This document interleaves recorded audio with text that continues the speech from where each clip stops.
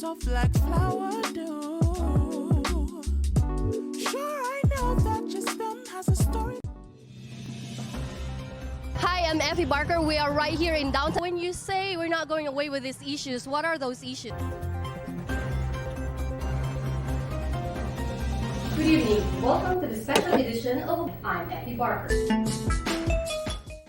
I think one of your great skill there, you mentioned earlier that you were a salesperson. Yes, You could sell the story. right. You could sell...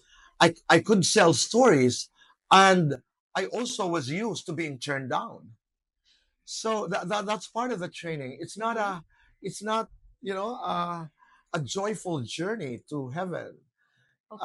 Ang daming mahirap na pinagdadaanan po. So, katulad ng pagbebenta, may mga nginingitian ka, may mga itinataboy ka, merong welcoming, merong kind, but Hindi rin bibili. yeah, you get used to it. Right. And when people say, "What was your best interview?" I always say the next one. Right. Yeah, I look forward to the next one because every time I preview an interview, meron akong nakikita na, why didn't I ask this question? Why didn't I make the follow-up? Why was I so loquacious? Why was I so verbose? Laging may mali. So the joy of this job is that you look forward to the next one and you do better. Right. Could you talk to us your interview technique and that skill, and did it evolve? How did it evolve? In the beginning, I used to cut my guests because I wanted to impress people that I could talk, that I could ask the right questions. That's part of the territory. That comes about because of your insecurity. When I was starting on television, I was told by a friend, and this is a story that I would often tell. My friend, who loves me to this very day, was very concerned when I decided to go on cam because I was doing very well as a brand specialist, as a marketing man, as a publicist. I was doing very, very well. And he was saying, "You're going to be president of your marketing firm. You're going to be an advertising guru. Why are you trying on this job in front of the camera?" And I was wondering why my friend was overly concerned about my being on cam. And after much prodding, he said, "You wouldn't make it." He's one of the best guys in the industry. He's one of the most respected guys in the industry. And he was very straightforward with me. And as far as he was concerned, it's going to be tough. You're not beautiful enough. Which was a euphemism for hindi ka maganda, pangit ka. Yeah. Only a good friend and only someone who loves you. Sometimes people who discourage you are people who are coming from a space of love. I was not beautiful enough. You have a waray accent. Pag nag-i-English ka, tunog waray ka pa rin. And that may work against you. And when you speak Tagalog, may punto ka. Yung E nagiging E, yung O nagiging U. And, when you're Bisaya, when you're waray, you become self-conscious about it until I learned much later that the only way to do it is to embrace who you are. Ano kung matapilok ang dila ko? Di sasabihin ko uli. Pag salimbawa na sabi kong matapilok, di sasabihin ko matapilok, but it comes with maturity. It comes with a certain attitude. It comes with a certain confidence. And then I was also told I wouldn't make it because I was gay. Oh, wow. Sabi ko, what has my gay got to do? But, that's what it was then. I mean, I'm talking about over 30 years ago when I was starting a television career. So I knew where I was. I knew my weaknesses. I knew expectations of people. And this is really funny because I'm telling now a lot of my students that the only way, if you want to be a host, do it. Just do it until you discover if you really like it. Katulad halimbawa, a couple of months ago, I started to write songs for the LGBT community. I produced and wrote the first LGBT-themed album of the Philippines, which was released last June, the Pride Month. How did I write the songs? I was asked in a press conference in this very restaurant. Sabi ko, I just wrote the songs. Pag kulang ang syllables, dinadagdagan. Pag sinasabi ng musician, kulang ng dagdagan ng 2 lines, I would add 2 lines. I mean, that's the way you do it. Yeah. Just do it. It's Just like write it. baptism by fire. Yeah. Get burned. Yeah. Survive if you can. Yeah. Just don't die. Right.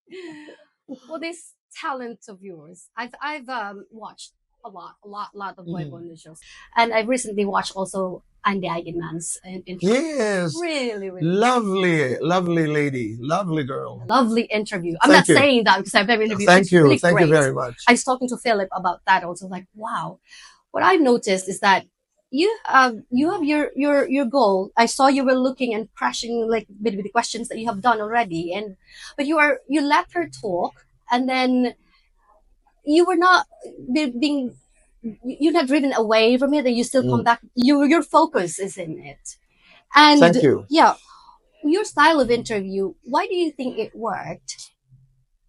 That it's good and it worked. Effie, And I'll answer. I might forget. I'm very adventurous. Sobrang matapang ako pagdating sa interviews. The very first special I did before Andy Eigenman was Luis Manzano yes, with Vilma Santos. What I did in that interview, I showed to my audience that I had a blank sheet of paper. I said, I'm going to start my conversation with this blank piece of paper, and I'm just going to listen, and I'm going to take it from there. I will go to where Luis would lead me to. So I just listened, and I structured my interview based on oh, how are you doing, uh, are you happy, and then it starts to roll. With Andy Eigenman, I had a couple of notes because it had something to do with Jane, Jacqueline Hussein, the mother, and the relationship and other notes. But what you discover is when you are in a conversation, it's like a dance. yes. And the I moment, noticed the dance during the yeah, interview. it's a kind of dance. You would feel that she wants to go left, Yes. so you go left. And there's something interesting somewhere in the middle, and you go there, and she dances with you. And then sometimes she allows herself to be led towards the right, and you go there. So the notes that you wrote are basically research materials. Mhm. Do not be obsessed with what you plan to do, Right. because what becomes the conversation is what is captured by the moment, by the now. It helps that I know the girl. I've done most, if not all, of Mm. her most important Mhm. interviews. I've done interviews with her mother, but I love the punches. I love riding the tide. I love going over the cliff, jumping into the unknown.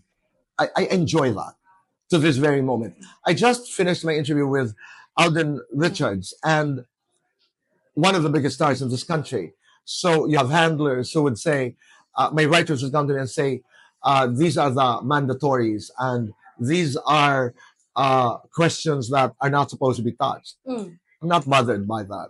I will listen.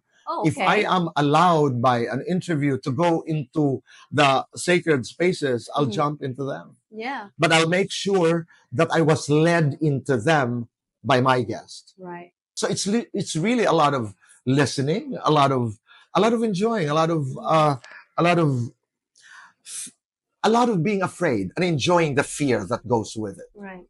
I was gonna ask, do you get frustrated? If, Oh yeah, I get frustrated, but I make sure I am not obsessed. I am not devoured by my frustration. No, but I do get frustrated, especially Effie. We are in a business of celebrities. Yes. Celebrities who are concerned with the business of projection, of the business of how people perceive them, Mm. of public images, Yes. of wanting to be liked and wanting to be adored and wanting to be loved. And anything that distracts that is an intervention. So I'm aware of that. I'm aware of that. Mm. And I don't sit in front of a guest to harm, to insult, to disparage.